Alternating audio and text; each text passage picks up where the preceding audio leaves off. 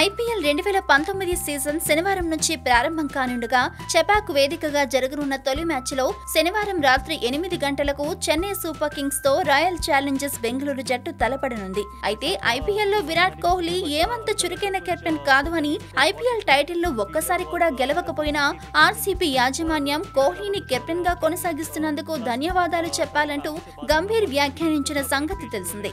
అయితే తాజాగా గౌతమ్ గంభీర్ చేసిన వ్యాఖ్యలపై royal Challengers Bengaluru captain Virat Kohli కూడా స్పందించారు. ఐపీఎల్ 2019 సీజన్ కు సంబంధించి మీడియాతో విరాట్ కోహ్లీ మాట్లాడుతుండగా గంభీర్ వ్యాఖ్యల ప్రస్తావన వచ్చింది. కోహ్లీ మాట్లాడుతూ ఐపీఎల్ టైటిల్ గెలవాలని నేను కోరుకుంటున్నాను. దానికోసం శక్తి వంచన లేకుండా ప్రయత్నిస్తున్నా. కానీ కేవలం ఐపీఎల్ టైటిల్ ఆధారంగా నా సామర్థ్యాన్ని అంచనా వేయటాన్ని ఒప్పుకోను అంటూ కోహ్లీ అన్నారు. నిజానికి ఒక క్రీడాకారుడి ప్రతిభను అంచనా వేయడానికి ఎటువంటి ప్రమాణాలు లేవు. ప్రతిసారి టైటిల్ గెలవాలనే నేను కోరుకుంటా. కానీ అన్నిసార్లు అది సాధ్యం కాకపోవచ్చు. నాకు సాధ్యమైనంత వరకు గెలవడానికే ప్రయత్నిస్తా. నా కెరీర్ లో ఎన్ని టైటిల్ గెలవాలని భావిస్తానో అన్ని గెలిచి తీరతాను.